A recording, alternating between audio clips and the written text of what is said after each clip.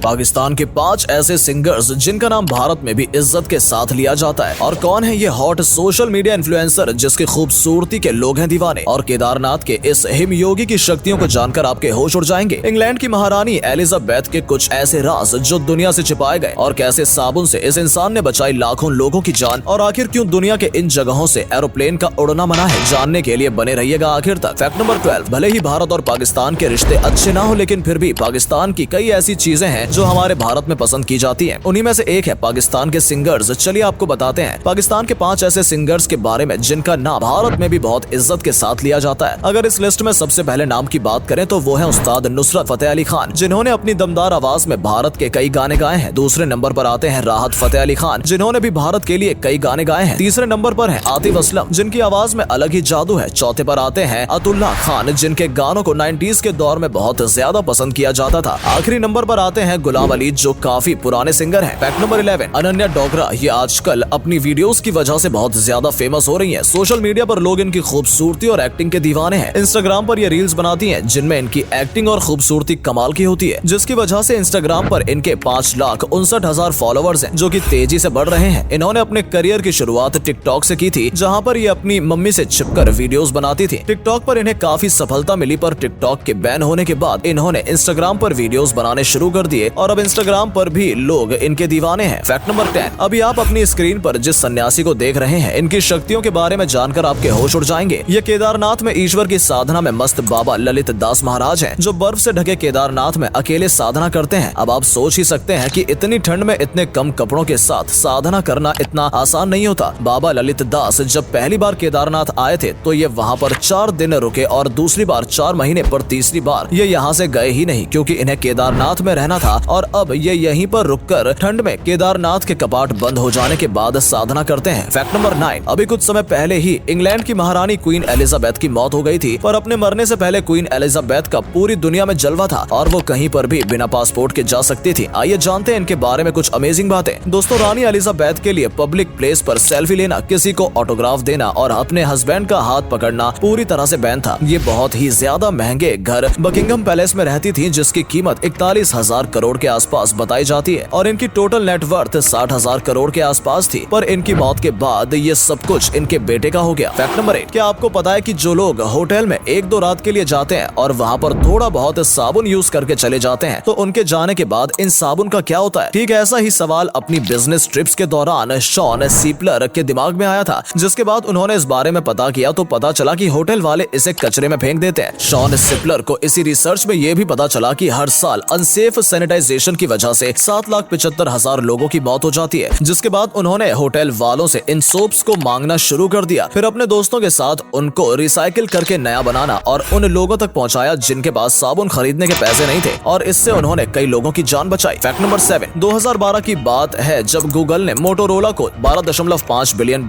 में खरीदा था, पर 2 साल बाद ही गूगल ने $3 बिलियन में मोटोरोला को बेच दिया और $9.5 बिलियन का घाटा करवा लिया। लेकिन गूगल के मुताबिक उनका इस डील से कोई घाटा नहीं हुआ। पर कैसे? असल में गूगल स्मार्टफोन्स की दुनिया में आना चाहता था, लेकिन एप्पल और सैमसंग जैसी कंपनीज ने पहले से ही मार्केट कैप्चर कर रखा था। गूगल को चाहिए था बेहतरीन टेक्नोलॉजी वाला फोन, इसलिए उन्होंने मोटोरोला को खरीदा। क्योंकि मोटोरोला के पास 15,000 से भी ज्यादा टेक्नोलॉजी के पेटेंट थे। मोटोरोला को खरीदने के बाद गूगल ने इस पेटेंट को अपना करवा लिया और गूगल पिक्सल लॉन्च कर दिया और फिर मोटोरोला बेच भी दिया। फैक्ट नंबर 6, बॉलीवुड में नेपोटिज्म तो चलता ही रहा है। ऐसे में आइए आपको बताते हैं बॉलीवुड के 3 ऐसे परिवार के बारे में जो हमेशा से बॉलीवुड पर राज करते आ रहे हैं। पहले नंबर पर आता है कपूर परिवार, जो बॉलीवुड का सबसे पुराना परिवार है। पृथ्वीराज कपूर ने बहुत समय पहले फिल्मों में काम करना शुरू किया था और पीढ़ी दर पीढ़ी ये सिलसिला जारी है। दूसरे नंबर पर आता है बच्चन परिवार। अमिताभ बच्चन के पिता तो कवि थे, लेकिन अमिताभ बच्चन के बेटे अभिषेक बच्चन उनकी तरह एक्टर हैं और उनके बच्चे भी एक्टिंग ही करेंगे। तीसरे नंबर पर है खान फैमिली। सलीम खान के बेटे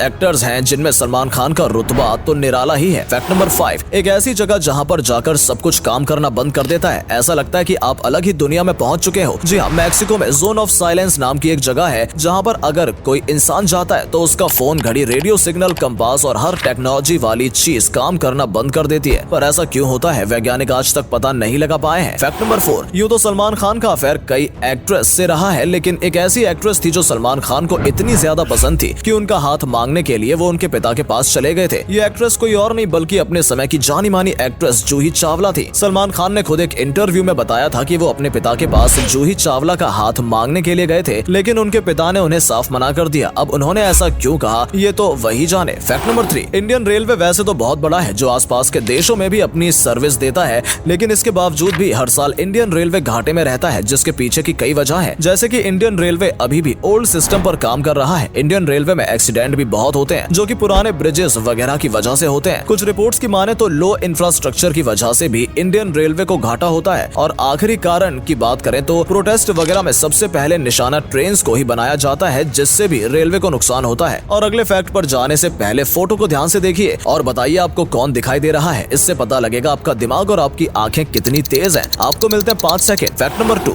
युद्ध का शिकार हो चुका सीरिया अब एक और खतरे से जूझ रहा है। जी हाँ दोस्तों, अब सीरिया में पानी की कमी आ चुकी है और वहाँ के लोग प्यासे मरने को मजबूर हैं। दरअसल जलवायु परिवर्तन की वजह से सीरिया में बहने वाली फरात नदी का पानी बहुत कम होता जा रहा है, जिससे लोगों की परेशानियों का सामना उन्हें करना पड़ रहा है, क्योंकि वहाँ के लोग इस नदी पर ही निर्भर हैं। सीरिया के लोगों का मानना है कि तुर्की फरात नदी का पानी अपने डैम्स पर रोक रहा है ताकि वो सीरिया को परेशान कर सके, लेकिन तुर्की इससे इनकार करता है और तुर्की के मुताबिक वो अपनी जरूरतों के हिसाब से ज्यादा पानी रोक रहा है। फैक्ट नंबर 1, वैसे तो एरोप्लेन्स को आसमान में उड़ते हुए आपने कई बार देखा होगा और ये आसमान में कहीं पर भी उड़ सकते हैं, लेकिन कुछ ऐसी जगह है जहाँ पर एरोप्लेन्स का उड़ना मना है। आइए उन्हीं जगहों के बारे में जानते हैं। सबसे पहले सऊदी अरब की सिटी मक्का की बात करते हैं, जहाँ पर से प्लेन्स का उड़ना मना है। इसके पीछे का कारण सिक्योरिटी और मक्का की लोकेशन है। इसके अलावा तिब्बत प्लेट्यू भी एक ऐसी जगह है जहाँ पर पहाड़ों की वजह से एरोप्लेन्स नहीं उड़ते। वोल्केनो और क्रिएटर्स से भी उड़ने में एरोप्लेन्स को खतरा होता है, इसलिए वहाँ से भी एरोप्लेन नहीं उड़ते। लास्ट में एरिया 51 में भी सिक्योरिटी की वजह से एरोप्लेन्स का उड़ना मना है। तो दोस्तों आज के लिए बस इतना ही। उम्मीद है आपको ये वीडियो अच्छा लगा होगा। सिर्फ वीडियो देखिए ही नहीं बल्कि लाइक और शेयर भी कीजिए और कमेंट में बताइए आपको ये वीडियो कैसा लगा। धन्यवाद।